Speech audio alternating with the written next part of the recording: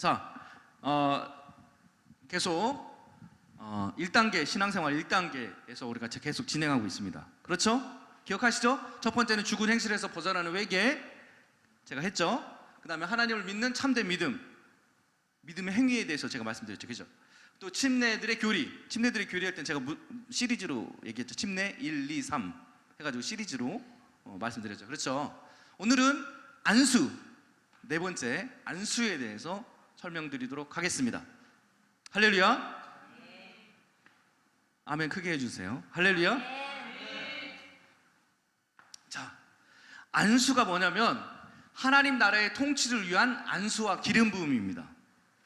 하나님의 나라를 통치해야 되는데 이 통치를 위해서 안수하고 기름을 붓습니다. 그래서 이 신앙생활의 네 번째는 안수에 대해서 설명하는 거예요. 그러니까 안수는 뭐하고 관련된 단어예요? 통치. 할렐루야. 그러니까 여러분들에게 안수를 하는 건 뭐를 위해서? 통치를 위해서 안수를 하는 거예요. 안수를 하는 건 머리 위에 이렇게 손을 놓고 안수를 하는 건 통치와 관련된 행위입니다. 아셨죠? 당시 예수님 시대 당시 예수님의 제자들이 예수님을 뭐라고 불렀을까요? 정확하게 발음하면 예슈와 마샤흐, 예수 그리스도시요, 예수 그리스도, 예수님. 이렇게 제자들이 요한도 그렇고 베드로도 그렇고 우리 성경 말씀에 예수 그리스도라고 부르잖아요. 써 있잖아요, 그죠? 정확하게 이거 성경 말씀은 히브리어를 헬라어로, 그 헬라어를 다시 우리 한국말로 번역했기 때문에 한국말에는 예수 그리스도라고 나오고 실제 제자들이 예수님 부를 때는 예슈와 마샤흐 이렇게 불렀어요. 예수 그리스도라는 단말입니다. 그리고 이 예슈와 마샤흐를 헬라어로 하면 이에수스 크리스토스입니다. 이에수스 크리스테스. 그렇죠? 근데 우리말은 뭐예요? 예수 그리스도입니다. 처음 우리말을 번역할 때 좀 이상하게 번역을 했어요. 여기 예슈와에서 예수가 온 거죠. 그렇죠? 이건 뭐라고 해요? 제가? 히브리어. 알겠죠? 어서 오세요. 이건 히브리예요. 예수는. 자, 크리스토스는 뭐라고요? 그리스도. 그러니까 우리는 예수 그리스도는 앞에는 히브리어로 하고 뒤는 헬라어로 한 거야. 우리는 한국 성경 번역하신 분들이 조금 잘못 번역하신 거죠. 그렇죠? 이걸로 번역을 하든 예슈 메시아로 번역을 하든 예수스 크리스토스로 번역을 하든 했어야 되는데 앞에는 헬라어, 앞에는 히브리어, 뒤는 헬라어로 번역을 해버렸어요. 좀 이상하게 번역했죠, 그죠? 예수스 메시아가 정확하게는 예수스 메시아라고 발음하는 게 사실 좋긴 합니다. 그리스도가 뭐냐면 그리스도. 처음에는 이제 메시아라는 단어가 나왔어요. 메시아라는 단어, 메시아, 마샤흐, 정확하게는 마샤흐라는 단어인데요. 기름을 붓다라는 뜻입니다. 기름을 붓다, 이렇게 기름을 확 붓다라는 뜻이에요. 마샤흐를 그 헬라인들이 뭐라고 발음하냐면 메시아로 발음합니다. 그 헬라인들이 발음한 그 메시아를 우리 성경의 메시아로 기록해 놓은 거고요. 근데 헬라 사람에게도, 그러니까 당시 로마 사람에게도 크리스토스라는 단어가 있었어요. 기름을 붓다라는 단어. 왕에게 기름을 붓다 할 때 이 로마 사람들도 헬라 사람들도 크리스토스라는 발음이 있는 거예요. 단어가 있는 거야. 그러다 보니까 그 메시아라는 단어를 그냥 쓰지 않고 그 헬라어 단어인 그리스도를 갖다 쓴 겁니다. 이해 가시죠? 그래서 정확하게 발음이 크리스토스예요. 크리스토스. 이 크리스토에서 영어로 하면 뭐예요? 그리스도가 영어로 하면 크라이스트. 예수님을 지저스, 그래서 지저스 크라이스트, 예수 그리스도, 크라이스트로 발음하는 거죠. 근데요, 이 그리스도라는 단어와 이 메시아라는 단어가 조금 틀립니다. 이 메시아라는 단어는 기름을 붓다. 근데 세 가지에 의해서 기름을 붓는 거예요. 근데 이 그리스도라는 단어는 세 가지가 아닙니다. 한 가지예요. 왕에다 기름을 부을 때. 근데 메시아에 기름 붓다는 왕과 선지자와 제사장에게 기름 붓을 때. 그래서 우리가 예수님을 부를 때 예수 그리스도라고 부르는 것보다는 예수 메시아라고 부르는 게 좀 더 정확하게 예수님을 불러드리는 거예요. 자, 이 메시아라는 뜻이 무슨 뜻이라고요? 기름 부음 받는 자라는 뜻이라죠. 무엇을 기름 부음 받았냐면 예수님께서 왕의 기름 부음을 받으신 분입니다. 예수님께서 이 왕의 기름 부음을 언제 받으시나요? 혹시 아시는 분? 예수님께서 왕의 기름 부음을 언제 받으시나요? 이 세상 통치자의 왕, 하나님의 나라의 왕, 하나님의 나라에 이 땅에 임했는데 그 임한 하나님의 나라를 다스리는 그 왕의 권세를 언제 받으시나요? 예수님이 세례 요한의 세례를 받으실 때 뭐가 내려와? 하늘에서 성령의 비둘기가 내려요. 성령의 비둘기가 내려온 그 내려옴의 의미가 뭐예요? 기름 부음의 의미인 거예요. 우리가 성령의 기름 부음 받았다, 성령의 기름 부음 받았다라는 의미가 성령이 임했다라는 의미입니다. 그 기름 부음은 어떤 기름 부음이에요? 바로 직분에 대한 기름 부음이에요. 왕의 직분, 제사장의 직분, 선지자의 직분, 이런 직분에 관련된 기름 부음을 받고 그 기름 부음을 받으면 통치권이 생기는 거예요. 그렇죠? 자, 사무엘이 이스라엘의 첫 왕이 누구예요? 사울이죠. 사울이 겁 많은 등치는 컸지만 겁이 많은 사울이 나는 왕 못해요 막 도망다녔는데 사무엘이 가서 기름을 딱 부으니까 왕의 권세가 임합니다. 즉시 하나님의 기름 부음이, 사무엘은 실제 기름을 부었는데 사무엘에게 성령이 임해가지고 사무엘이 왕의 권세를 받아서 나라를 다스리게 되는 거예요.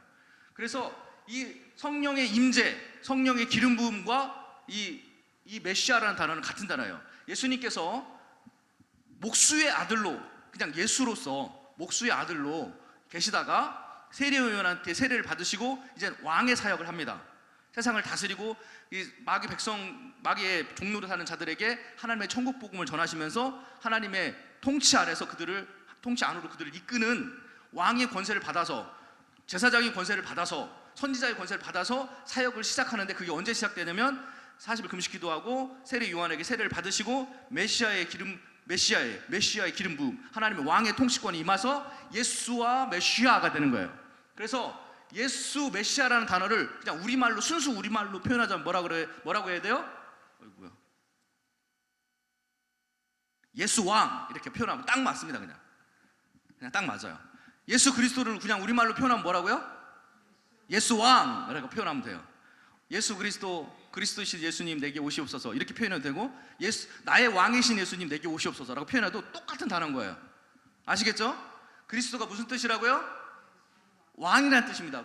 구원하실 구원자, 왕자, 왕, 구원하시는 왕. 메시아라는 뜻도, 이게 메시아라는 뜻에서 파생된 거죠. 원래 메시아라는 뜻이 구원자다, 왕이다 라는 뜻입니다. 왕으로 기름 부음 받는 자다 라는 뜻이에요. 할렐루야. 아시겠죠?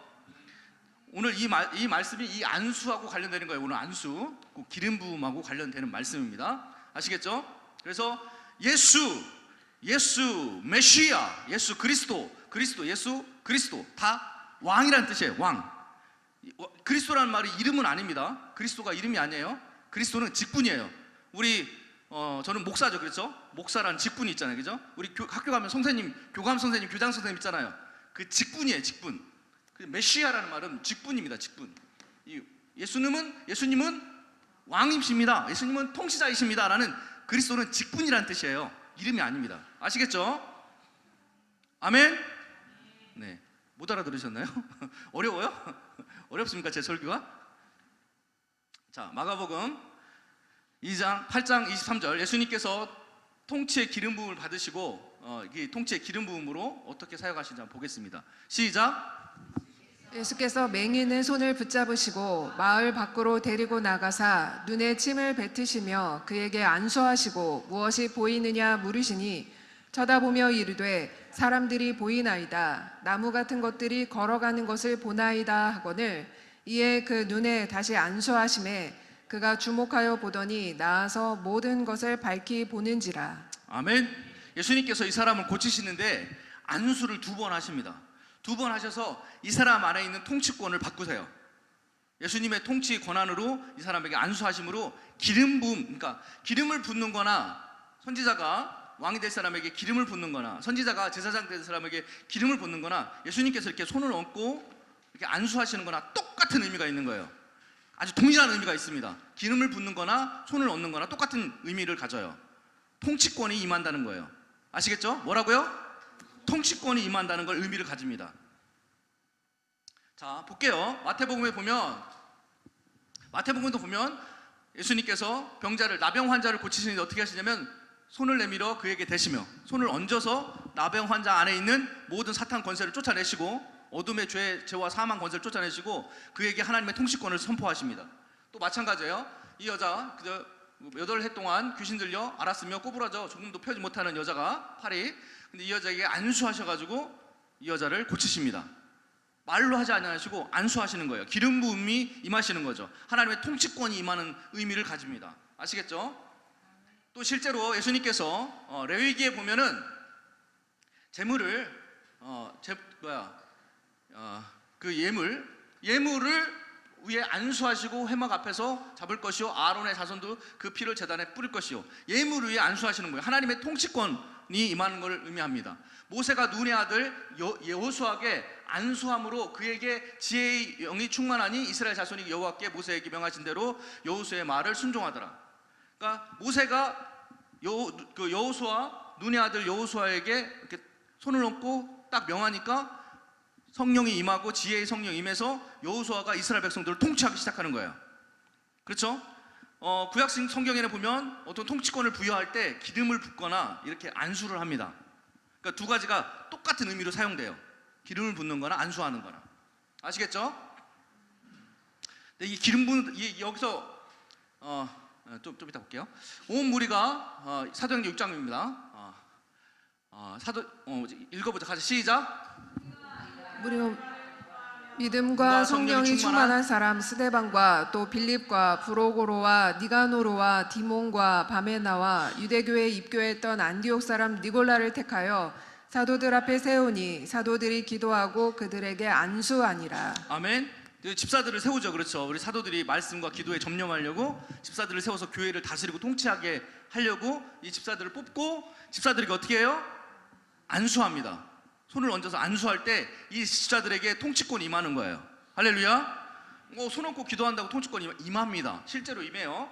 하나님의 통치권이 임합니다. 사도행전 8장 볼게요. 시작. 예루살렘에 있는 사도들이 사마리아도 하나님의 말씀을 받았다함을 듣고 베드로와 요한을 보내매 그들이 내려가서 그들을 위하여 성령 받기를 기도하니 이는 아직 한 사람에게도 성령 내리신 일이 없고 오직 주 예수의 이름으로 세례만 받을 뿐이더라. 이에 두 사도가 그들에게 안수하며 성령을 받는지라. 시몬이 사도들의 안수로 성령 받는 것을 보고 돈을 들여 이르되 이 권능을 내게도 주어 누구든지 내가 안수하는 사람은 성령을 받게 하여 주소서 하니. 아멘. 성령의 기름 부음이 뭘 통해서 와요? 안수를 통해서 옵니다. 그러니까 기름을 붓는 거나 안수하는 거나 똑같은 성령의 임재를 의미하는 거예요. 하나님의 나라의 통치권을 의미하는 겁니다. 물세례는 뭘 의미해요? 내가 죽고 내가 그리스도 안에 말씀으로 내가 새로 태어납니다. 거듭남의 의미를 가지지만 이 안수나 기름 부음은 뭘 의미해요? 하나님의 통치권을 의미합니다. 나는 이제 하나님 앞에 통치 받습니다. 나는 그리스도 예수, 주는 그리스도시오. 베드로가 주는 그리스도시오라고 할 때 정확하게 베드로가 이제 베드로는 헬라어를 할 줄 몰랐어요. 그래서 우리 마가복음을 쓴 게 베드로 제자잖아요. 그렇죠? 마가가 어떤 역할을 했냐면 베드로 통역사 역할을 했습니다. 마가는 헬라어와 히브리어에 능통한 사람이에요. 그래서 베드로는 헬라어를 잘 못하기 때문에 마가를 데리고 다니면서 이렇게 마가를 통역사로 썼어요. 그래서 마가는 베드로의 제자로서 또 통역사로서 베드로의 말을 많이 들었기 때문에 예수님에 대해서 잘 기록할 수가 있어서 마가복음을 쓴 겁니다. 여하튼 베드로는 그 말을 할 때 주는 그리스도 살아계신 하나님 할 때 주는 그리스도 할 때 그 그리스도라는 말을 안 썼겠죠. 뭐라고 했겠어요? 베드로는 히브리어로 말하니까 주는 메샤흐 이렇게 했겠죠. 그죠? 그래서 베드로가 주는 그리스도는 예수님께서 그리스도십니다 라고 말할 때는 뭐냐면 이 나라가 하나님의 통치 아래 있습니다 라고 말한 거예요. 하나님의 아들로서 이 나라를 통치하실 왕이십니다 라고 고백한 거예요. 예수님께서 바요나시면 내가 복이 있다. 너 그걸 알게 하는 것은 바로 하나님께서 알게 하신 거다 라고 얘기한 거죠. 그렇죠?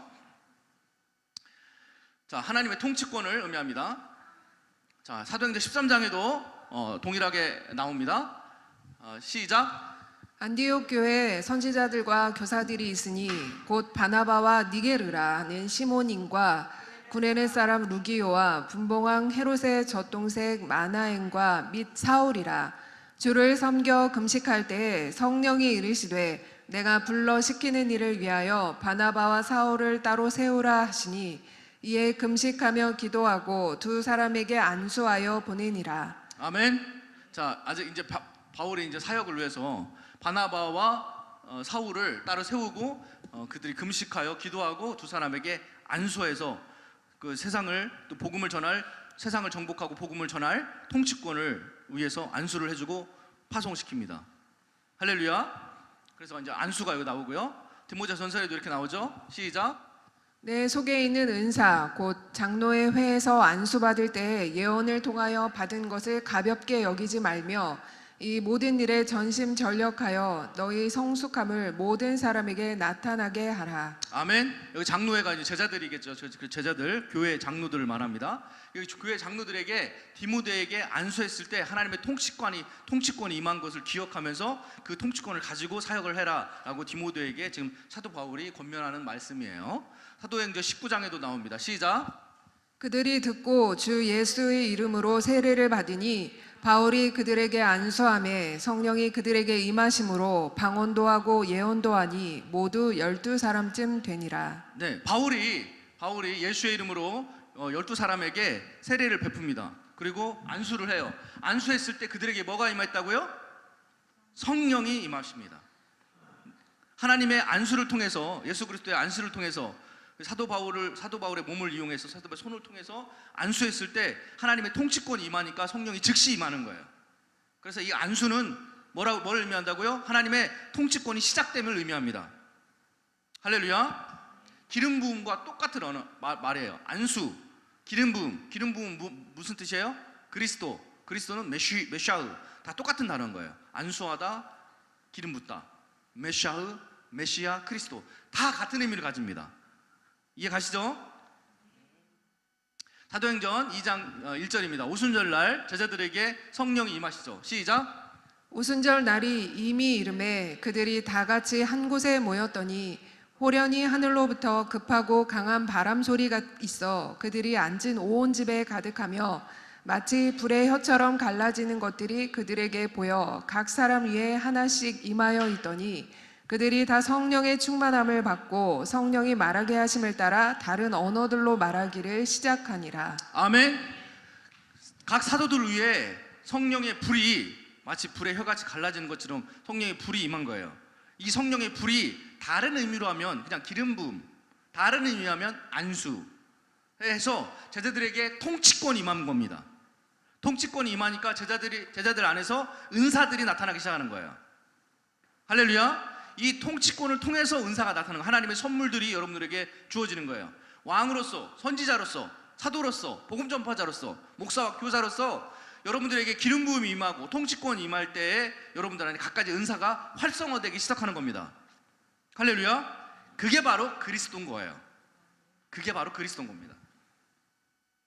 자, 하늘나라 왕으로서의 임명, 안수, 성령의 기름 부으심, 구약에 이제 성령의 기름이 부어지죠. 이게 지금 사무엘이 누구를, 다윗을, 형들, 키가 멀쩡한 형들은 다 냅두고, 그렇죠? 다윗에게 기름을 붓죠. 사울 다음에 왕으로, 두 번째 왕으로 다윗에게 기름 붓는 말씀입니다. 그래서 그리스도의 헬라어 그리스도는 좀 부족한 단어예요. 부족한 단어고, 히브리어의 메사흐, 메시아. 여기 기름 부음 받은 제사장 할 때 기름 부음 받은, 예후에게 기름을 기름을 부으라 하시는 때 요 단어의 히브리어가 메샤흐입니다. 메샤흐. 구약 성경에는 메시아라는 단어가 안 나와요. 메시아라는 단어는 히브리 신약 성경에만 메시아라는 단어가 나옵니다. 헬라어로 쓰여졌고 또 그리스인이 구약 성경에 메샤흐를 발음할 때 메시아로 발음했기 때문에 그래서 구약 성경에는 메샤흐로 나옵니다. 그래서 이 구약 성경의 메샤흐는 세 가지로 나와요. 그리스도보다 더 강력한 단어죠. 그러니까 구약 성경의 메샤흐는 세 가지로 나오는데 제사장을 기름 부을 때 메샤흐를 씁니다. 제사장을 기름 부을 때. 그리고 또 선지자를 기름 부을 때 메샤흐라는 단어를 써서 기름을 붓습니다. 그리고 또 왕을 기름 부을 때, 왕을 세울 때, 사울이나 다울 이런 왕을 세울 때 기름 부을 때 메샤흐라는 단어를 써요. 그래서 강력한 단어입니다. 그래서 메시아라는 단어는 세 가지가 들어있는 거예요. 그렇죠? 선지자, 왕, 제사장. 할렐루야. 그 메시아라는 단어 안에 그것이 내포되어 있습니다. 그러니까 통치권이 돼. 그렇죠? 제사장을 뭘 통치하는 사람이에요? 성전, 성막, 그렇죠? 성전과 성막을 통치하는 사람이 대제사장은, 그렇죠? 선지자는요, 그 영적 세계, 하나님의 영적 세계 그 선지자 그룹들을 통치하는 사람들입니다. 그렇죠? 하나님의 말을 백성들에게 전하는 사람. 왕은요, 육적 세계, 그렇죠? 영적 세계가 아니라 육적 세계를 다스리는 사람들이에요. 그렇죠? 다 통치자들이죠. 그리고 그 어떤 직분을 의미하는 거죠. 그렇죠? 제사장도 직분, 선지자도 직분, 왕도 직분을 의미합니다. 그 사람이 어떤 직분으로 사역할 것인가, 그 사람의 직분을 의미하는 거예요. 그래서 레위기 4장 16절에 보면 기름 부음 받은 제사장은 그 송아지 피를 가지고 회막 들어가서 여기서 레위기 4장이나 5장 쭉 보면 이 기름 부음 받는 얘기가 엄청 나와요. 막 계속 나옵니다. 기름 부음 얘기가. 그래서 이 제사에 관련돼서 그러니까 피 뿌리고 기름 붓고가 굉장히 많이 나와요. 하도 많아서 제가 이거 다 적을 수가 없을 정도로 많이 나옵니다. 그리고 또 왕상 19장에 보면 님시의 아들 예후에게 기름을 부어 이스라엘 왕이 되게 하고, 또 누구에게? 예후가 아니라 왕이 되는 거예요. 그리고 아벨 무홀라 사밧의 아들 엘리사에게 기름을 부어 너를 대신하여 선지자가 되게 하라. 엘리사가 기름을 받는 거 보니까 이게 지금 누구한테 하시는 말씀이에요? 엘리야에게 하시는 말씀이죠. 그렇죠? 엘리야 선지자가 예후에게, 왕으로서 예후에게는 기름 붓고 또 선지자에게는 엘리사에게 기름을 붓는 거예요. 그러면 엘리야가 그 기름을 딱 부으면 예후는 왕의 통치권을 갖게 되는 거고, 하나님이 인정하시는 통치권이 예후에게 임하고, 또 엘리사에게 통치권이, 선지자로서의 통치권이, 권세가 임하는 겁니다. 기름 부음과 또 안수로 해도 되는데 여기서 이제 기름 부음을 사용한 거예요. 근데 같은 의미로 엘리야가 손을 얹고 해도 같은 기름 부음이, 같은 역사가 일어나는 거예요. 근데 여기 구약성경 기름 부음으로 사용했습니다. 아시겠죠? 3상 사무엘상 16장에 보면 이 사람을 보내매 그를 데려오매 그 빛이 붉고 눈이 빼어나고 얼굴이 아름답더라. 여호와께서 이르시되 이가 그니 일어나 기름을 부으라 하시니라. 누구예요? 다윗이죠. 다윗에게 기름 붓는 내용이 나옵니다. 왕으로서, 왕의 통치권으로서 기름 부음의 의미가 부어지는 거예요. 할렐루야. 예수님께서 기름 부음 받으신 분이죠. 그렇죠? 세례 요한의 세례를 통해서 하나님의 기름 부으심이 하늘 내리면서 이는 내 아들이다. 그렇죠? 하나님의 통치권이 이게 예수님께 임해서 예수님의 사역이 이제 시작되죠. 그렇죠? 그래서 이스라엘 백성들이 예수님이 한 살 때 태어날 때부터 30살 때까지 이 세상에 존재하시고 이 세상에 살아셨지만 예수님은 아무런 통치권이 없었어요. 그죠? 그냥 목수의 아들로서 조용히 사셨습니다. 정말 이상할이 많지 조용히 사셨어요. 갈릴리 지방에서. 근데 하나님의 통치권이 딱 임하니까 예수님이 사역 시작하자마자 첫 해에 예수님의 이름을 모르는 사람이 없었습니다. 이스라엘 전역에. 그리고 모든 백성이 예수님 앞에 무릎을 꿇었죠. 서기관과 바리새인들, 사두개인들 빼고. 그렇죠? 이게 기름 부음이라는 건 엄청난 거예요. 자, 이 기름 부음이 누구에게 임했다 이젠? 예수님의 기름 부음이 누구에게 임한다?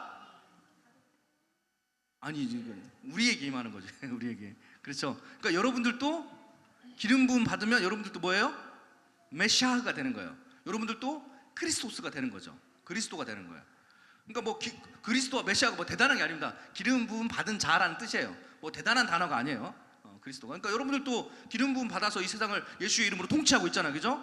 정복하고 다스리라는 그런 명령이 여러분들에게 있어요, 없어요? 여러분들 이미 주어졌죠. 그렇죠? 그래서 계시록에 이렇게 나옵니다. 시작. 또 충성된 증인으로 죽은 자들 가운데서 먼저 나시고 땅의 임금들의 머리가 되신 예수 그리스도로 말미암아 은혜와 평강이 너희에게 있기를 원하노라. 우리를 사랑하사 그의 피로 우리 죄에서 우리를 해방하시고 그의 아버지 하나님을 위하여 우리를 나라와 제사장으로 삼으신 그에게 영광과 능력이 세세토록 있기를 원하노라. 아멘. 아멘. 우리를 여러분들을 나라로 삼으셨다는 거예요. 이 나라로 삼으셨다는 건 뭐예요? 왕권을 줬다는 거예요. 여러분들에게 통치권을, 나라의 통치권을 줬다는 거예요. 또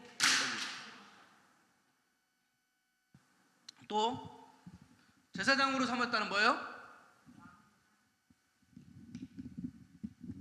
제사장으로 삼으셨다는 거는 여러분들에게 대제사장의 권한이 여러분들에게 임명됐다는 거, 기름 부음 받았다는 걸 의미합니다. 그렇죠? 왕이나 제사장은 기름 부음 받아야만 합니다. 할렐루야.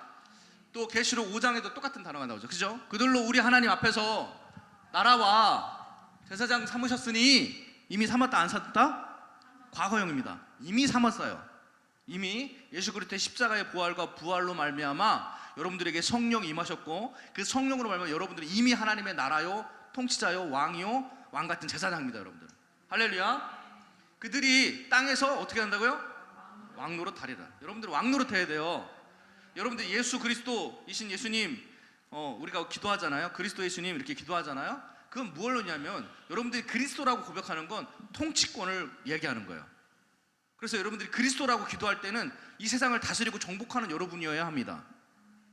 그리스도라는 단어로 여러분들이 넣어서 기도할 때, 그렇죠? 그냥 예수라는 단어보다 예수 그리스도라고 할 때는 여러분들이 이미 세상을 다스리고 정복하고 여러분들이 제사장으로서 세상을 정화시키고 있어야 되는 거예요. 할렐루야. 그러니까 굉장한 의미가 들어있는 단어인 거예요.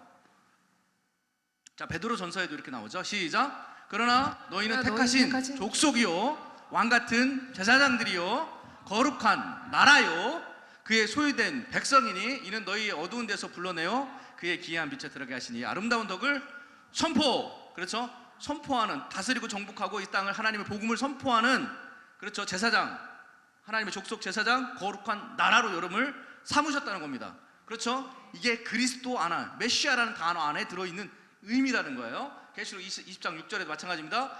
이제 첫째 부활에 참여하는 자들은 복이 있고 거룩하도다. 둘째 사망이 그들을 다스릴 권세가 없고, 또 도리어 그들이 하나님과 그리스도의 어떻게 돼요? 하나님과 그리스도, 기름 부음 받은 그리스도, 그렇죠? 그리스도의 뭐예요?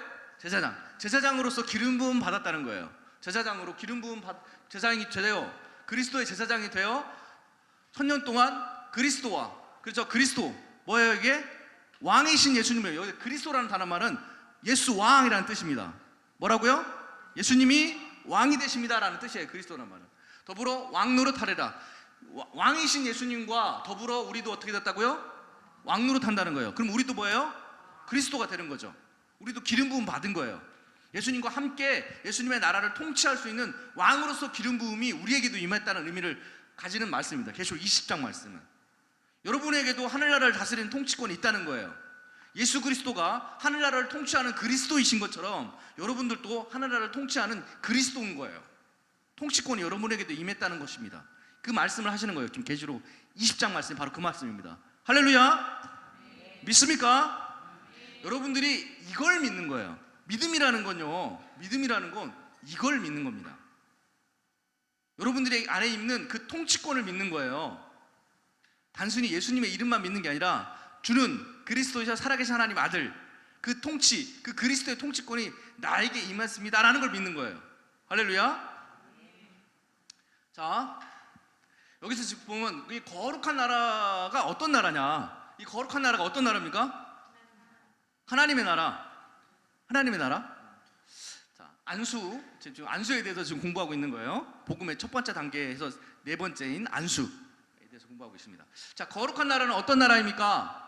자, 제자들이 생각하기에는 로마에서, 지금 제자들 시대에는 로마의 속국이었잖아요, 이스라엘이. 그죠? 제자들 생각에는 로마 속국에서 해방된 자유 이스라엘이 거룩한 나라인 거예요. 예수님의 12제자들이나 그 당시 메시아, 기름 부음 받은 자들을 받은 왕, 기름 부음 받은 왕을 기다리는 그 당시 이스라엘 사람들에게는 그 메시아가 누구예요? 로마에서 이스라엘을 자유로 해방할 수 있는 사람이 메시아인 거예요. 예수님이 그렇게 하셨습니까? 못 하셨습니까? 그렇게 하기는요, 예수님이 오셔서 이스라엘을 로마에서 해방시킨 게 아니라 이스라엘을 아예 밟아버리셨어요. 이스라엘에 다 피밭으로 만들어버리고 이스라엘 백성들을 이스라엘 내에서 다 쫓아내셨어요, 예수님께서. 그러니까 유대인들이 지금도 예수님을 메시아로 생각해 안 해요? 이유가 뭐예요? 자기들이 생각하는 메시아, 그 통치자는, 그 왕은 이스라엘을 로마 속국에서 벗어나게 하시고 이스라엘을 온 세계의 중심으로 만드는 그분이 메시아인 거예요. 근데 예수님이 이 땅에 메시아로 오셨는데, 그리스도로 오셨는데 예수님께서 그렇게 하셨습니까? 안 하셨죠. 오히려 이스라엘의 그들이 기다리는 메시아의 반대적인 역할을 하셨어. 이스라엘 아예 멸망시켜가지고 세계 다 흩어버리셨어요. 얼마나 많이 죽였냐면 거의 다 그 당시 이스라엘 인구가 70만 명 정도 됐습니다. 70만 명. 많지 않았죠, 그죠? 이스라엘 전역의 인구가 70에서 80만 명 정도밖에 안 되는데 거의 다 죽이시고 몇몇 안 되는 이스라엘 백성들만 해외로 이렇게 보내신 거예요. 무섭죠. 자, 천주교에 해방된 자유미국, 그렇죠? 천주교, 교황권. 자, 미국이라는 나라 어떻게 세워진 나라예요? 미국의 나라 어떻게 세워졌어요? 천주교 교황권, 그리고 영국의 영국 그 성공회, 거기에 그런 탄압에서 벗어나고자 미국으로 넘어간, 제너럴 쉐머를 타고 미국으로 넘어간 그 청교도들이 만든 나라가 미국이에요. 그러면 그 사람들이 생각하는 거룩한 나라는 어떤 나라예요? 자유미국을 말하는 거죠. 그렇죠? 근데 하나님이 자유미국을 세우기를 원하시는 분이에요? 자, 생각해 보세요. 자유이스라엘을 세우는 분이 하나님이에요? 자유미국을 세우는 분이 하나님이에요? 예수님이 말하는 그 거룩한 나라, 여러분들이 다스려야 될 거고 통치해야 될 나라가, 그 거룩한 나라가 저 나라입니까?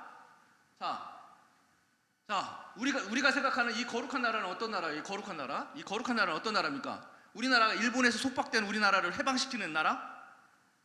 북한 사회주의, 공산주의에서 우리나라를 해방시켜서 자유 대한민국 나라를 말하는 겁니까? 그 거룩한 나라가? 그러겠어요, 설마?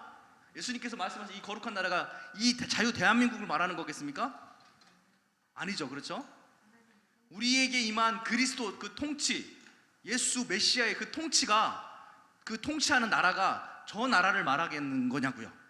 아니겠죠, 그렇죠? 자, 저 나라가 어떤 나라인지 예수님께서는 말씀으로 우리에게 말씀해 주셨습니다. 한번 말씀 읽어볼까요? 자, 누가복음 17장입니다. 시작. 바리새인들이 하나님의 나라가 어느 때에 임하나이까 묻거늘 예수께서 대답하여 이르시되 하나님의 나라는 볼 수 있게 임하는 것이 아니요 또 여기 있다 저기 있다고도 못하리니 하나님의 나라는 너희 안에 있느니라. 예수 그리스도 메시아의 통치권이 어디에 있다고요? 그 나라가, 거룩한 나라가 우리 안에 있다는 거예요. 그러니까 우리가 본질을 놓치면 안 됩니다. 제자들은 이 본질을 놓친 거예요. 예수님의 12제자들은요, 이 본질을 놓치고 살았어요. 예수님과 함께 생활을 하는데도 제자들이 이 본질을 놓칩니다. 그 이유가 있어요. 그 시대적 배경의 이유를 제가 설명드릴 겁니다. 근데 예수님께서는 제자들에게, 그리고 우리에게 하나님의 나라, 이 거룩한 나라는 건, 이 하나님의 통치권, 예수 그리스도 통치권의 나라, 천국이 가까웠다는 그 천국의 나라가 어떤 나라냐면 우리 안에 있다는 거예요. 그 나라는. 그래서 하나님의 통치권은 우리 안에서 이루어져야 합니다.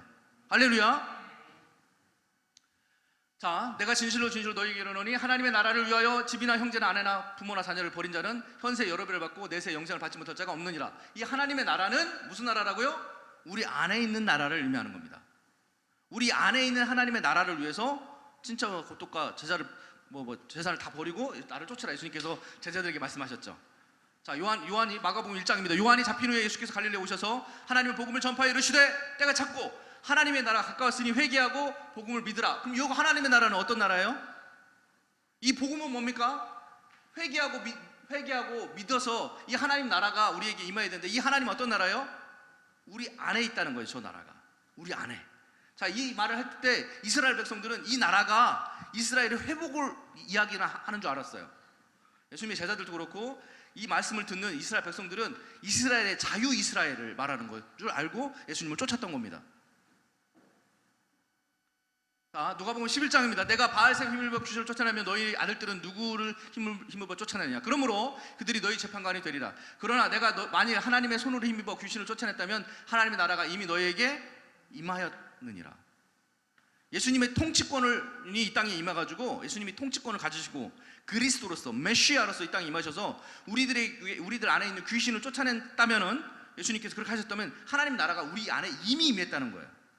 이 말씀을 하시는 겁니다. 로마 14장, 하나님의 나라는 먹는 것과 마시는 것이 아니요 오직 성령 안에 있는 평강과 희락이니라. 와, 예수 그리스도가 생각하는, 사도 바울이 생각하는 하나님의 나라가, 예수님이 생각하시는, 사도 요한이 생각하는 하나님 나라와 우리가 생각하는 하나님의 나라가 좀 틀린 거예요. 이해 가시죠? 자, 마태복음 6장입니다. 그러므로 염려하기 이르기를 무엇을 먹을까, 무엇을 마실까, 무엇을 입을까 염려하지 마라. 다 아시는 말씀이죠, 그렇죠? 그런 건 이방인이 구하는 거예요. 그런즉 너희는 먼저 그의 나라와 그의 의를 구하라. 여기서 나라가 나오죠. 그의 나라가 어디 있는 거예요? 우리 안에 있는 거예요.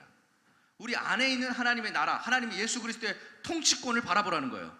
우리 안에서 예수 그리스도가 우리를 통치하시는 걸 바라보라는 거죠. 이해 가시죠? 무슨 말인지? 이 통치가 온전히 그리스도로서 메시아로서 우리 안에 통치가 이루어졌을 때에 하나님의 평강이 임하고 하나님의 나라가 이루어지는 거예요. 그 예수님께서 원하시는 나라는 바로 그 나라입니다. 자, 우리는 어떤 나라를 위해 싸우는가? 자, 제자들이 싸웁니다. 자, 이 마태복음 20장 보면 제자들이 싸워요. 여기 제자들이 아니라 제자들이 싸우는데요. 여기 세베대의 아들 어머니 요한과 야고보와 요한의 어머니가 예수님께 슬그머니 와가지고 우리 아들들이 와서 무엇을 구하니? 예수께서 이르되 무엇을 원하느냐? 그 엄마한테 나의 두 아들을 주의 나라에서, 주의 나라가 어떤 나라예요? 이 어머니가 생각하는 주의 나라는 자유 이스라엘을 말하는 겁니다. 이 땅에 이루어지는 자유 이스라엘. 이스라엘이 지금 로마 속국인데 로마를 해방시키는 자유 이스라엘을 말하는 거예요. 이 주의 나라에서 하나는 주의 우편에, 하나는 주의 좌편에 앉게 하소서. 예수께서 대답해 이르되 너희가 구하는 것을 알지 못하는도다. 그렇죠? 무엇을 구하는지 알지 못하고 있는 거예요.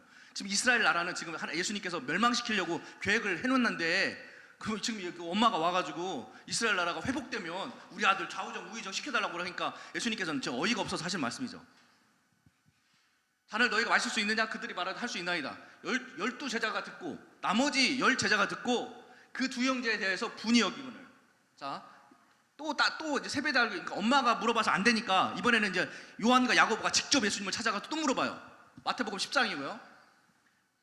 또 물어봤는데 뭐라 그래요 예수님께서? 그렇죠? 무엇을 주길 원하느냐 하니까 주여, 주의 영광 중에 우리를 하나는 주의 우편에 하나는 앉게 하여 주옵소서. 이 영광 중에 어떤 영광이에요? 자유 이스라엘의 영광을 말하는 겁니다. 영적, 내적 하나님의 나라를 말하는 게 아니에요. 그 열 제자가 듣고 야고보와 요한에게 대하여 화를 냈거늘. 자, 제자들이 이 일로 인해서 그 중에 누가 크냐 하면 다툼이 나고요. 서로 누가 크냐 하면 또 다투고, 또 마가복음에서도 누가복음 22장, 누가복음 9장 또 다투고, 누가 크냐 변론하고, 그렇죠? 누가 크냐 다투고. 이제 같은 누가복음이 2번 남았으니까 같은 사건이에요? 아니죠. 제자들은 지금 예수님의 나라가 임해서 자유 이스라엘이 되면 예수님의 12제자 중에 누가 좌의정 우의정 해먹을 것인지, 누가 총리 해먹을 것인지, 예수님 왕이니까 누가 총리 해먹을 그걸 갖고 지금 떡 줄 사람 생각도 안 하는데 혼자 막 김치국들을 막 마시고 있는 거예요. 그걸로 서로 지금 싸우고 있는 겁니다. 지금 하나님의 나라는 어떤 나라예요? 하나님의 기름 부은 메시아의 나라는 어떤 나라예요? 마음의 평강의 나라, 평화의 나라, 온유의 나라, 겸손의 나라, 영적으로 이루어지는 나라를, 하나님의 나라는 그런 나라인데 제자들은 지금 육적 나라로 생각하고 서로 싸우고 있는 거예요. 서로 높은 자리에 차지하겠다고. 그러니까 지금 이 예수님을 쫓아가는 제자들인데도 지금 예수님을 뭘로 보고 있는 거예요? 정치인으로 보고 있는 겁니다. 이게 놀라운 건데요. 놀라지 마세요. 예수님의 12제자가요 열심당원들이에요. 좀 이따 열심당원 설명드리는데 예수님도 열심당원에 속한 사람입니다. 예수님이 열심당원 아니지만 열심당원 그 그룹 내에 속한 분이에요. 그러니까 제자들이 예수님을 정치적으로 바라보는 거예요. 좀 어려운 말, 좀 이따 설명드릴게요. 자, 예수님의 12제자가 나옵니다. 예수께서 기도하러 산에 올라가서 밤새도록 기도하신 다음에 갈릴리 지방에, 어디에? 갈릴리 지방에 사람들을 모아요. 갈릴리 지방에서 12제자 부르는데 베드로, 그렇죠? 그 다음에 시몬, 베드로라는 이름을 준 시몬과 그의 동생 안드레, 야고보, 요한, 바돌로메, 마태, 도마, 알페오 아들 야고보. 알페오와 야고보는 열심당원입니다. 이건 확실히 열심당원이에요. 샬롯이라는 시몬, 이 시몬과 이 시몬 다른 시몬이죠. 야고보의 아들 유다, 이 유다와 이 유다는 다른 유다죠. 유다, 다데오라고 그러고요. 여기 예수를 파는 자가 될 것이다. 여기서 시몬이라는 단어에 여러분들 성경 보면 샬롯이라고 나옵니다. 여러분 성경 보면 샬롯이 나와요. 이 샬롯이라는 단어는 원어고요. 원어. 우리말로 바꾸면 열심당원이라는 뜻이에요. 그래서 열심당원 시몬이에요. 시몬이. 아시겠죠? 근데 실제로 역사를 보면 이 시몬만 열심당원이 아니라 이 시몬도 그렇고 야고보도 그렇고 유다도 그렇고 나머지 제자들도 거의 열심당원과 관련이 있는 사람들이에요. 베드로가 예수님이 잡혀가실 때 품에서 뭘 꺼내요? 촥 꺼내죠. 뭘 꺼내요? 칼을 쫙 꺼내가지고 말고의 귀를 콱 자르잖아요. 이스라엘 백성들이 칼을 안 갖고 다닙니다. 근데 제자들이 칼을 갖고 다녀요. 그 당시에 칼을 갖고 다니는 사람이 어떤 사람들이냐면 열심당원들이에요. 열심당원들이 칼을 갖고 다니죠. 그러니까 베드로도 열심당원과 관련이 있거나 열심당원일 수도 있어요. 자, 열심당원에 대해서 설명드리겠습니다. 자, 열심당원이 어떤 사람들이냐면 지금 우리나라도 좌파 우파가 있잖아요. 그죠? 강력한 우파들이에요. 그 우리나라 따지면 따라서 독립투사들. 예수님의 제자들 중에 독립투사들이 있는 거예요. 지금 말씀드렸다시피 이게 예수님 당시 지도인데요. 예수님 당시는 이스라엘 나라였었고요. 분봉왕 헤롯이 이 땅을 다스리고 있었을 때입니다. 이방 왕이. 그러니까 이스라엘 나라는 이방 왕 그리고 이방 백성들이 다스렸을 때예요. 그러니까 유대인들이 기분이 나빠요, 안 나빠요? 자기들은 정통 국가고 하나님의 거룩한 백성이고 자기들이 드려야 할 제사는 우상을 절대 섬기지 않고 오직 하나님만 섬기는 백성인데 지금 이 로마는 뭘 섬기라 그래요? 시저를 신으로 섬기라고 하는 나라예요. 로마는 우상 자기 시저가 신이고 여호와 이런 건 신이 아니다고 못 섬기게 하는 나라예요. 근데 그래서 유대인들 중에는 이렇게 여러 파로 나눠져 있어요. 그래서 좌파들, 사두개파들인데요. 제사장들 그룹이에요.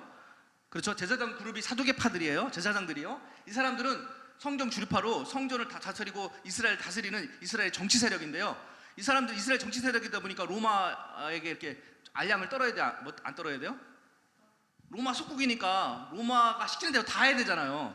그래서 이 사두개파들은 지금으로 따지면 좌파들이에요. 지금 일본에 속국돼 있는데 일본 앞잡이 노릇하는 사람들이, 이 사람들이 제사장들, 예수님을 잡아 죽인 제사장들 있죠? 이 사람들을 사두개파라 그러는데 이 사람들이 좌파들이에요. 그리고 나머지는 다 우파들입니다. 그러니까 이스라엘 백성들을 대부분 우파였어요. 우파인데 우파가 두 가지로 나눠요. 극단주의 우파하고 온건파 우파로 나눠집니다. 그래서 열심당원들을, 예수님의 제자들도 열심당원이라고 그랬어요. 예수님께서 제자들을 뽑으실 때 이 국우파들 열심당원들을 뽑으셨다는 게 참 특이해요. 지금으로 따지면 우리나라 일제시대 따지면 독립투사들 중에 몇몇을 이렇게 제자들로 뽑으신 거예요. 예수님께 이 땅에 오셔가지고 하나님께서 이 땅에 오셔서 독립투사들을 자기의 제자로 뽑으시는 거예요. 이해 가십니까?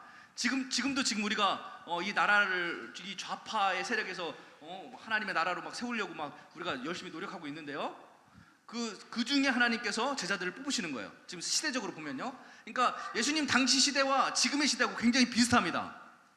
그래서 온건파 우파들은 바리새인들이 온건파 우파들인데요. 이 사람들이 이제 이 사람들은 성전을 관리하는 사람들이고 바리새인들이 이제 회당들, 각 지역에 있는 교회 회당들을 관리하는 사람이 바리새인들이에요. 이 사람들도 마찬가지로 로마의 속국에 있기 때문에 로마한테 잘 보여야 되기 때문에 아양을 떨었습니다. 그렇지만 이 좌파들보다는 이 자기들의 이 사람들은 성경 말씀을 공부하는 사람들이기 때문에 이 사람들보다는 더 말씀에 그리고 더 예배에 아주 집중하고 율법에 더 집중했던 사람들이에요. 그러나 로마하고 잘 지냈어요. 로마 세력들하고 친구 삼아서 잘 지내면서도 뒤 가서는 막 로마인들 욕하고 막 성경 말씀하고 막 율법주의로 막 살고 또 로마인들 가면 로마인들한테 막 아량 떨고 그런 사람들이 이제 우파들. 근데 그 우파들 중에 이제 바리새인 중에도 극단주의 바리새인들이 있긴 했었어요. 그리고 이제 사도 바울이 가말리아 문학에서 배웠다 그랬잖아요. 이 가말리아라는 사람이 이게 할례학파들인데 이 가말리엘이라는 사람 밑에서 사도 바울도 배운 사람입니다. 그러니까 사도 바울도 이 온건 우파입니다. 사도 바울이요. 그리고 이제 예수님의 제자들이 여기 극단주의 우파에 속하는데요. 여기 원래 이제 극단주의 우파들이 여기 몰려 살았는데 몇 번 우파들을 청산합니다. 또 디다라는 사람이 BC 4년에 나와가지고 400명을 죽이고 다 흩어버려요. 그 다음에 예수님이 10살 때, 예수님이 10살 때 갈릴리 유다라는 사람이 나와요. 갈릴리 유다라는 사람이 나와가지고 극단주의 우파 열심당원들이 나와서 사역을 하다가 이 사람들이 다 죽고 여기 갈릴리 지역에 모여서 살다가 사역하다가 여기서 다 죽고 한 2만 명이 죽었다 그래요. 2만 명. 지금으로 따지면 한 150만 명이 죽은 거예요. 인구비로 하면 2만 명의 사람이 여기다 다 죽습니다. 그 유다에 이어서 바라바라는 사람이 나와요. 이 열심당원 바라바. 여러분 바라바가 누군지 아시죠? 누구예요? 예수님 대신 죽은 그 강도 있잖아요. 그 강도가 그냥 강도가 아니라 열심당원이에요. 그러니까 그 사람이 밀란을 일으켰다고 나와요. 밀란. 그래서 바라바가 밀란을 일으켰고 예수님도 이 열심당원으로 누명을 씌워서 죽인 거예요. 그러니까 로마에서 십자가형을 처형을 하면 열심당원이어야 십자가 처형을 받습니다. 열심당원들이 받는 거예요. 열심당원은 어떤 사람들이냐면 칼을 이렇게 품고 다니다가 로마를 따르고 로마의 그 친로마적인 사상을 갖고 있는 정치인들이나 사상이 있으면 이렇게 품고 있다가 가서 푹 그냥 찌릅니다. 예수님 당시에 제자들도 그랬어요. 예수님을 잡으러 예수님을 열심당원으로 모략을 해서 예수님을 잡으러 오니까 베드로가 칼을 뽑아서 칼을 쓰잖아요. 베드로도 열심당원과 관련 있는 사람이기 때문에 그런 행동이 나오는 거예요. 그래서 이 열심당원들은 이 갈릴리 호수에 모여서 살았어요. 여기 예루살렘 중심에 못 살고 여기에 모여서 살았습니다. 이해 가시죠? 그러니까 예수님이 갈릴리 지역에서 사역하신 이유가 이 열심당원들 중에 예수 제자들을 뽑고 또 예수님 사역도 열심당원과 관련된 사역을 했어요. 예수님도 친로마가 아니라 로마를 배척했죠. 그렇죠? 로마 사역을 배척했죠. 예수님 앞에 세금도 로마에게 내지 마라. 뭐 그렇게 말씀하시고, 내가 왕이다라고 말씀하시고, 그렇죠? 시저가 왕이 아니야, 내가 왕이야. 그러니까 이방인들이 보기에는, 그리고 이 사람들이 사두개파가 보기에는 예수님은 열심당원인 거죠. 이 사람들 보기에는요. 그래서 극당주의 우파들이 이렇게 칼을 품고 다녔어요. 칼을. 그래서 바라바가 AD 30년에 예수님이 돌아가시기 전에 잡히게 됩니다. 그래서 여기 나오네요. 사도행전 5장에 아까 이 열심당원 디다, 갈릴리 유다, 바리새파, 예수님의 제자들도 열심당원으로 몰았어요. 예수님의 제자들이 예수님의 부활하신 다음에 복음을 막 초대교회 때 막 증거했잖아요. 그죠? 그러니까 그 제자들이 잡히잖아요. 잡혀서 예루살렘 공회에 잡혀가잖아요. 그 잡혔을 때 그 얘기거든요. 근데 그때 이런 말을 합니다. 그 바리새라고 그 공회가, 바리새인인 가말레엘은, 그죠? 바리새인이 가말레엘은 율법 교사로서 사도 바울한테 이 사람이 사도 바울 스승이죠. 바리새인 가말레엘 율법 교사로서 모든 백성에게 존경을 받는 자라. 공회 중에 일어나 명하여 사도들을 잠깐 밖에 나가게 하고 말하되, 이스라엘 사람들아, 너희가 이 사람에게 대해 이렇게 하려는지 조심하라. 이 전에 드다가 누구라고요? 열심당원. 드다가 일어나서 스스로 선전하며, 그렇죠? 우리 하나님의 나라가 여기 이루어져야 된다, 자유 대한민국, 자유 이스라엘이 이루어져야 된다, 막 드다가 일어난 거예요. 일어나서 막 사람이 한 400명이나 따르더니 그가 죽임을 당하며 모든 사람이 흩어져 없어져 버렸다. 그 다음에 그 후에 호적할 때가 누구예요? 이 호적할 때, 예수님이 태어날 때, 예수님 태어날 때 호적했잖아요. 그죠? 예수님 왕이 태어난 걸 다 없애버리려고 다 호적하고 다 죽이잖아요. 갈릴리 지방의 유다라는 사람이 일어나 백성을 꿰매 따르게 하다가 그도 망한즉 따르던 모든 사람이 흩어졌어요. 이때 2만 명이 죽었대요. 2만 명. 엄청난 사람이 죽었어요. 이스라엘 인구, 전체 인구가 70만 명밖에 안 되는데 2만 명이면 엄청난 거잖아요. 그죠? 이렇게 흩어졌으니까 이제 너희가 말하는 이 사람들을 상관하지 말고, 이 사람들이 누구예요? 제자들. 지금 이 사람들도, 지금 이스라엘 백성들은 이 제자들을 뭘로 보는 거예요? 열심당원으로 보는 거예요. 로마를 대항해서 로마하고 좋은 관계를 맺어서 그 밑에서 그냥 잘 살아야 되는데 로마하고 자꾸 대항하려는 열심당원으로 보이는 거예요. 상관하지 말고 버려두라. 이 사상과 그 소행이 사람으로부터 났으면 무너질 것이요, 이렇게 쭉 나오죠. 그렇죠? 그래서 제자들도 열심당원으로서 이렇게 취중을 받다가 풀려나는 내용이 나옵니다. 그래서 그렇고요. 자, 요한복음 18장 39절, 6월절이면 내가 너희에게 한 사람을 놓아주는 전례가 있으니 그러면 너희는 내가 유다인 왕 너희에게 놓아주기를 원하느냐 하니 그들이 소리질러 이르되 이 사람이 아니라 바나바라 하니 바나바는 강도였더라. 이렇게 나와요. 요한복음에는. 그죠? 근데 마가복음 15장에 나오면 이 바나바에서 좀 더 자세하게 나오는데요. 밀랄은 꾸미고 그 밀랄에 살인하고 체포된 자 중에 바라바라 하는 자가 있더라. 그렇죠? 그냥 강도가 아니에요. 밀란을 일으키는, 그렇죠? 군중들을 일으켜서 열심당원들의 군중들을 이끌고 있는 리더입니다. 바라바가. 그냥 강도가 아니에요. 지금으로 따지면 독립투사 리더 뭐 이 정도 되는, 안중근 의사 뭐 이 정도 되는 분들이 되는 사람이에요. 그러니까 바라바가 그냥 강도가 아닙니다. 근데 이제 이 사람은 좀 타락한 사람이에요. 강도 짓을 했어요. 그냥 그 민족 운동만 한 게 아니라 강도 짓을 한 거죠. 지금 우리도 자유 대한민국 해서 많은 사람이 일어나서 우리나라를 자유 대한민국으로 만들겠다고 많은 사람들이 일어납니다. 그러나 예수님께서 원하시는 게 그런 자유 대한민국인가요? 자, 보세요. 자, 예수님 초림 때에 예수님의 제자들입니다. 어떤 나라를 세워야 하는가 제자들도 고민을 했겠죠. 그렇죠? 그래서 이 로마의 속국인 이 우리나라가 어떻게 해야 자유로울 수 있을까 고민을 하고 제자들이 열심당원에 들어간 거예요. 갈릴리 지역에 있는 제자들이. 그래서 자, 제자들 생각에는 로마 속국에서 벗어나 자유 이스라엘이라는 나라를 세우려는 것이 바로 그것이 바로 진정한 하나님의 나라다라고 생각하고 싸운 거죠. 그래서 사두개파 열심당원, 이게 사두개파 이쪽에 있어야 되는데 열심당원들이 우파, 사두개파가 좌파, 그렇죠? 이렇게 싸운 거예요. 우파와 좌파들. 이스라엘 백성들 내에서도 우파와 좌파로 나눠져서 싸웠습니다. 근데 예수님께서 오셔서 뭐라 그러냐면, 이 모든 게 다 좌파라는 거예요. 예수님 입장에서는. 이해 가시죠? 예수님이 세우려는 나라는 그런 나라가 아니라는 거예요. 예수님이 세우려는 나라는 너희들이 생각하는 친 로마, 반 로마가 아니에요.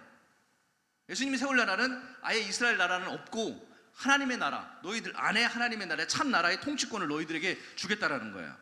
그래서 제자들이 이 통치권을 받고 이해하고 전 세계로 퍼집니다. 어디로 퍼졌다고요? 전 세계로 퍼집니다. 이스라엘을 회복시키고자 열심당원이었던 제자들이, 그래서 막 칼을 품고 다니고 막 사람들을 막 죽이려고 했던 그 제자들이 이 말씀을 깨닫고 예수님의 우파가 돼서, 예수님을 따르는 우파가 돼서 전 세계로 돼서 복음을 들고 전 세계로 나가서 전 세계에서 순교를 하게 돼요. 이스라엘 나라는 그 후에 없어집니다.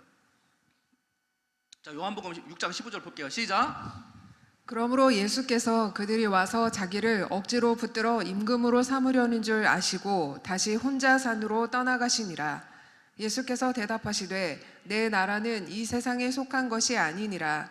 만일 내 나라가 이 세상에 속한 것이었더라면 내 종들이 싸워 나로 유대인들에게 넘겨지지 않게 하였으리라. 이제 내 나라는 여기에 속한 것이 아니니라. 아멘. 자, 예수님이 열심당원들처럼 로마를 대적하고 또 그 썩어 빠진 그 대제자들과 싸우니까 갈릴리 지방에서 그런 말씀을 많이 하시고 그런 행동을 많이 하시니까 갈릴리 지방 사람들이 예수님을 좋아해요, 안 좋아해요? 왜냐면 갈릴리 지방 사람들 대부분 다 뭐예요? 열심당원 후손들이에요.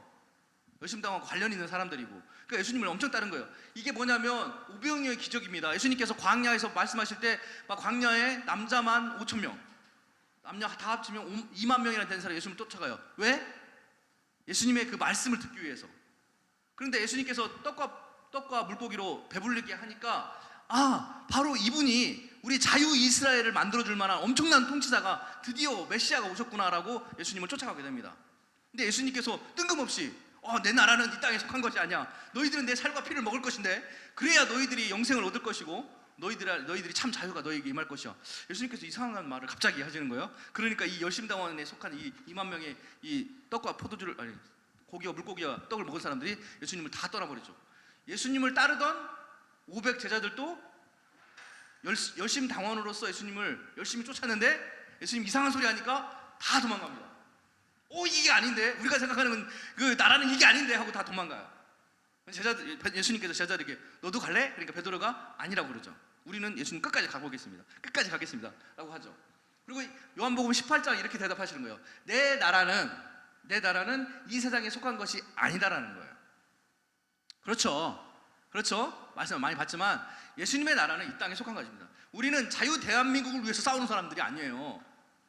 우리는 하나님의 통치권, 예수 그리스도의 통치권을 위해서 싸우는 사람들입니다. 하나님의 나라를 위해서 싸우는 사람들이에요. 할렐루야. 자, 이스라엘 백성들은 이렇게 예수님을 왕으로 삼으면 예수님께서 이스라엘 백성들을 자유케 해줄 거라고 생각하고, 제자들도 예수님을 잘 믿고 잘 따르고 예수님께서 잘 하시면 이스라엘 나라가 자유로워질 거라고 생각했어요. 그러나 얼마나 많이 기도했겠어요, 그죠?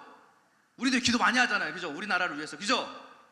얼마나 기도 많이 했겠어. 그러나 이스라엘 나라는 어떻게 흘러가냐면 그 네로 황제 때부터, 이게 초대교회거든요. 네로 황제 때가 초대교회 때부터 AD 디오클레시쇼까지 그 300년까지 무려 240년 동안 엄청난 핍박기가 옵니다. 자유 대한민국, 자유신앙. 그렇죠. 우리가 지금 자유신앙을 위해서 기도하고 맨날 막 데모하고 하잖아요. 자유로운 신앙생활. 근데 제자들도 그렇게 기도했겠어요? 안 했어요? 초대교인들도 기도했겠어요? 안 했겠어요? 막 사자밥이 되고 막 잡히면 막 불에 태워 죽이고 막 가죽 벗겨 죽이고 하니까 초대교인들이 막 지하에서 모여가지고 맨날 기도했겠죠. 자유신앙, 자유로운 신앙생활을 하게 해주세요. 자유 대한민국, 자유 이스라엘, 자유 복음, 자유 나라. 얼마나 기도했겠어요? 그러나 예수님은 AD 64년부터 AD 303년까지 이 많은 그 로마 왕들이 교체되는 동안 우리 초대교인들은요 엄청난 핍박을 받습니다. 하나님이 놓아주질 않아요. 하나님께서 그들의 기도를, 그 가짜 기도를 받지 않습니다. 참 자유는 어디서부터 오는 거예요? 하나님의 나라는 어디에 오는 거예요? 우리 심령에 오는 것이지 겉에 나라가 바뀐다가 되는 게 아니에요. 이 다음에 콘스탄티노플 왕제가 왕이 되면서 이제 기독교 칙령이 일어나고 기독교가 자유화됩니다. 그때 오히려 어떻게 됐어요? 복음이 타락하게 되는 거예요. 반대로. 겉에 외적인 신앙의 자유는 많지만 영적인 신앙은, 영적인 나라는 닫혀버리는 겁니다. 교황권이 생겨나고 지금의 천주교, 말도 안 되는 천주교가 나타나기 시작한 거예요. 이해 가시죠? 무슨 말인지. 오히려 지하교회, 그래서 탄압받는 지하교회에 있을 때는 영적 자유, 영적 충만, 진정한 하나님의 나라, 이런 것들을 경험했는데 성도들 핍박했다 보니까 우리를 자유케 해줘, 자유케 하도 기도하다 보니까 하나님께서 실제 콘스탄티노플 황제를 통해서 자유스러운 로마 국가가 됐는데 그때부터 영적인 타락이 오는 거라니까요. 이게 반대로 가는 거예요. 반대로. 이해 가시죠? 무슨 말이지?